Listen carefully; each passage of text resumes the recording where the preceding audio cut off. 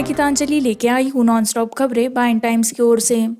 INS Shivaji के 12 प्रशिक्षु नाविक कोविड-19 के लिए सकारात्मक परीक्षण करते हैं। भारतीय नौसेना के प्रमुख प्रशिक्षण प्रतिष्ठानों में से एक लोनावला स्थित आईएनएस शिवाजी के कम से कम 12 प्रशिक्षु नाविकों ने अब तक कोरोना वायरस के लिए सकारात्मक परीक्षण किया है। अधिकारियों ने कहा, नौसेना की स्थापना लोनावला के पहाड़ी शहर में 800 एकड़ में फैली हुई है। महाराष्ट्र के पुणे जिले में लगभग 5,000 लोगों की आबादी है। इनमें से 3,000 नौसैनिक हैं, जिनमें अधिकारी, नाविक, प्रशिक्षु और अन्य कर्मचारी शामिल हैं। बाकी में उनके परिवार के सदस्य शामिल हैं। एक वरिष्ठ नौसेना अधिकारी ने कहा, पहला कोविड-19 मामला था 18 जून को पाया गया और संक्रमित कैडेट 157 प्रशिक्षु नाविकों के एक बैच का हिस्सा था, जिन्होंने इस महीने के शुरू में लॉकडाउन में ढील के बाद वापस जाने की सूचना दी थी। मंगलवार को नौसेना स्टेशन द्वारा जारी एक विज्ञप्ति में कहा गया है, लॉकिंग की सुविधा के अनुसार जून के पहले सप्ताह में अनलॉक 157 प्रशिक्षु नाविकों का एक बैच जो इस प्रतिष्ठान में प्रशिक्षण ले रहे थे और लॉकडाउन को देखते हुए विस्तारित अवकाश पर थे, वापस रिपोर्ट की गई और सभी को 14 दिन के लिए छोड़ दिया गया। इकाई में तैयार संस्थागत संगरोध सुविधाओं में से एक में है यह कहा।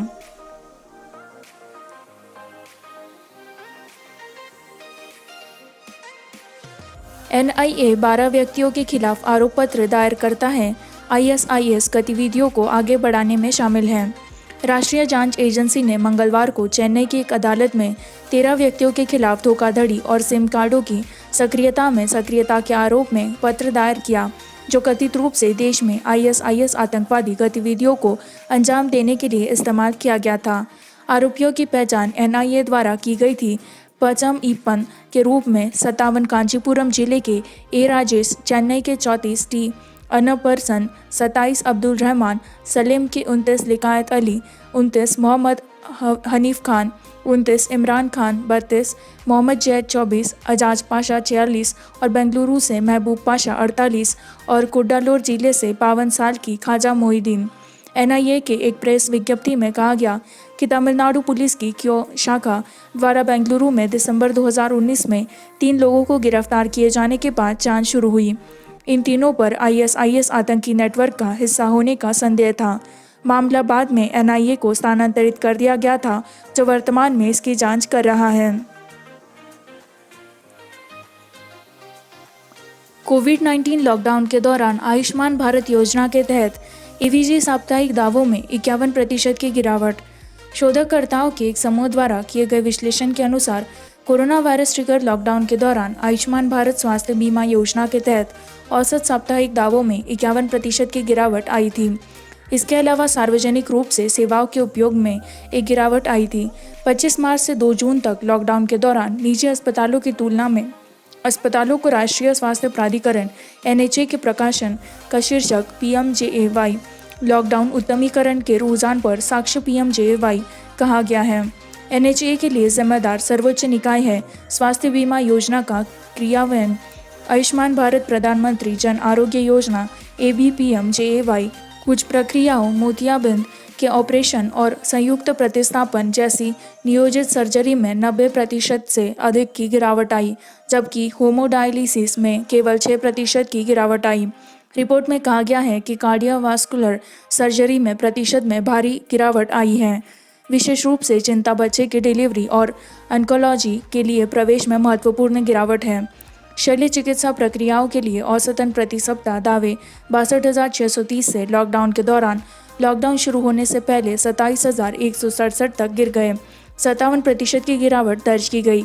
चिकित्सा के मामलों में सर्जिकल प्रक्रियाओं 57% के उपयोग में बड़ी गिरावट आई, 46%।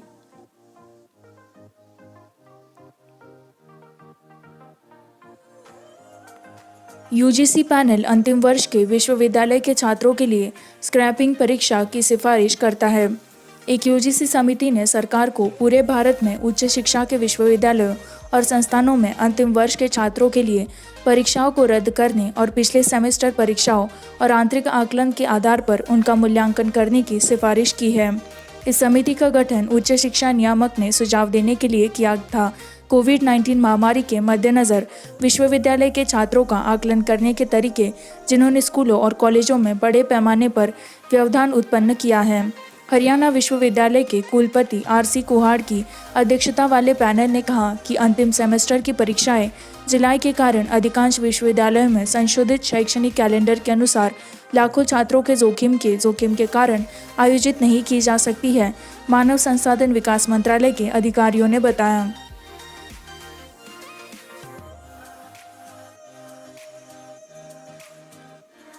एक 1,540 सहकारी बैंकों को आरबीआई की निगरानी में लाया जाएगा। सरकार ने बुधवार को कहा कि उसने भारतीय रिजर्व बैंक आरबीआई के शासन के तहत 1,540 शहरी सहकारी बैंकों यूसीबी और 58 बहुराज्य सहकारी बैंकों को लाने का फैसला किया है। इन बैंकों में लगभग 8.6 करोड़ जमाकर्ताओं पर इस कदम का असर पड़ने की उम्मीद है कि 4.84 लाख करोड़ रुपए की धनराशि तत्काल प्रभाव से राष्ट्रपति द्वारा अनुमोदित सुरक्षित अध्यादेश के रूप में रहेगी। यूसीबी और बहुराज्य सहकारी बैंकों को आरबीआई पर्यवेक्षण प्रक्रिया के तहत लाया जाएगा। वाणिज्यिक बैंकों ने कहा। सूचना और प्रसारण मंत्री प्रकाश जावड़ेकर ने मंत्रिमंडल के फैसलों के बारे में मीडिया को जानकारी देते हुए कहा, आश्वासन दिया जाएगा कि उनके पैसे सुरक्षित हैं। उन्होंने कहा कि इस संबंध में एक अध्यादेश का प्रचार किया जाएगा।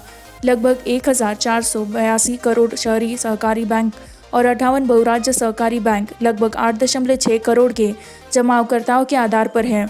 एक घोटाले के बाद समस्याओं का सामना करने वाले लाखों जमाकर्ताओं के बीच निर्णय का महत्व है। बहुराज्य पंजाब और महाराष्ट्र सहकारी बैंक में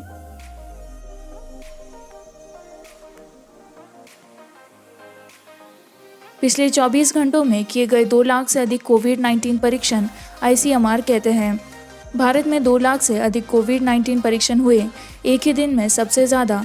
भारतीय चिकित्सा अनुसंधान परिषद आईसीएमआर के अधिकारियों ने बुधवार को कहा कि देश में सकारात्मक उपन्यास कोरोना वायरस की कुल संख्या 4.6 लाख हो गई।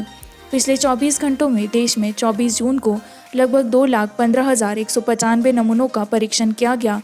कुल 73,52,911 नमूनों का परीक्षण किया गया है, जो कि आधिकारिक है।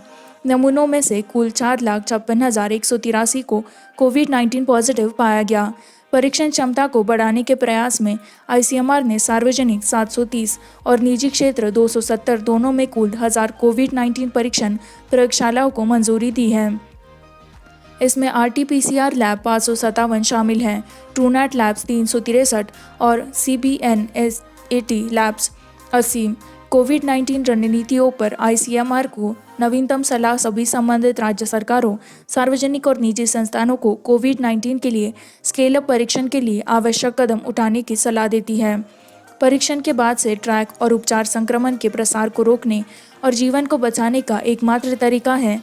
यह ज़रूरी है कि परीक्षण देश भर के हर हिस्से में सभी रोगग्रस्त व्यक्तियों के लिए व्यापक रूप से उपलब्ध कराया जाए और संक्रमण के रोकथाम के लिए ट्रेसिंग तंत्र से संपर्क किया जाए, सलाहकार ने कहा।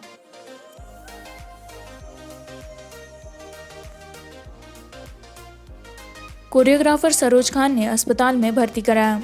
अनुभवी बॉलीवुड कोरियोग्राफर सरोज खान, जो सांस लेने की परेशानी के कारण अस्पताल में भर्ती थी, अब बेहतर काम कर रही है। फिल्म निर्माता कुणाल कोहली ने बुधवार को पुष्टि की। सरोज को सांस लेने में कठिनाई होने के बाद शनिवार को मुंबई के गुरु नानक अस्पताल में भर्ती कराया गया।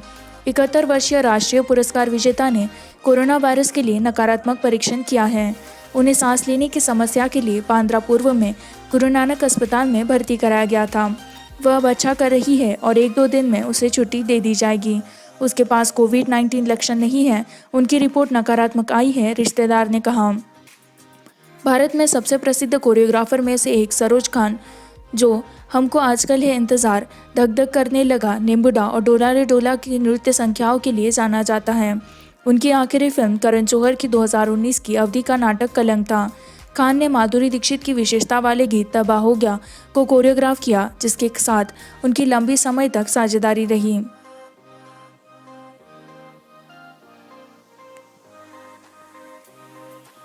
महाराष्ट्र पुलिस कर्मियों के बीच कोविड-19 की मौत का आंकड़ा 51 तक पहुंच गया। पुलिस के एक वरिष्ठ अधिकारी ने बताया कि 2 अधिकारियों सहित कम से कम 51 महाराष्ट्र पुलिस कर्मियों को अब तक कोविड-19 की मौत हो गई है। उन्होंने कहा कि राज्य पुलिस बल के 4,000 से अधिक कर्मियों ने अब तक कोरोना वायरस के लिए सकारात्मक परीक्षण किया है। राज्य में एक वरिष्ठ पुलिस अधिकारी ने कहा, अब तक राज्य में कोरोना वायरस संक्रमण के कारण 2 अधिकारियों सहित 51 पुलिस कर्मियों की मौत हो गई है। उन्होंने कहा कि इनमें मुंबई पुलिस के 34 जवान शामिल हैं। अब तक 4000 से अधिक पुलिसकर्मी हैं। राज्य ने बीमारी के फैलने के बाद से कोरोना वायरस के लिए सकारात्मक परीक्षण किया है। इनमें से 3000 से अधिक कर्मियों को वायरल संक्रमण से बरामद किया गया है, अधिकारी ने बताया। उन्होंने कहा कि अब तक राज्य पुलिस बल के 998 सक्रिय मामले हैं। अधिकारी सहित 104 अधिकारियों और सभी का विभिन्न अस्पतालों में इलाज चल रहा है। मार्च में तालाबंदी लागू होने के बाद से पुलिस पर हमले की 279 घटनाएं हुई है, जिनमें 86 कर्मियों को चोटें आई। अधिकारी ने कहा कि 858 लोगों को गिरफ्तार किया गया है।